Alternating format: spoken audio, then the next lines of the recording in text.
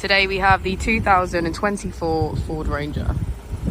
This vehicle has done just under 19,000 miles.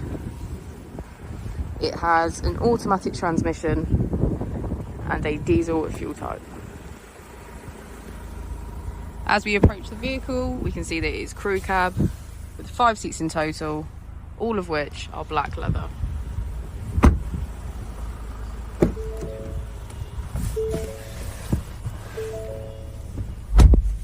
On the steering wheel, we have features such as cruise control, lane assist, voice control, keyless ignition, automatic headlights, and electric seats.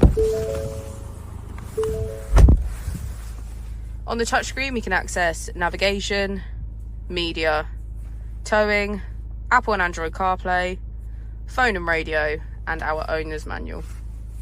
If we put the vehicle into reverse, we can see that it comes with a parking camera with parking sensors. Our Ford Ranger also comes with 4 different driving modes to choose from,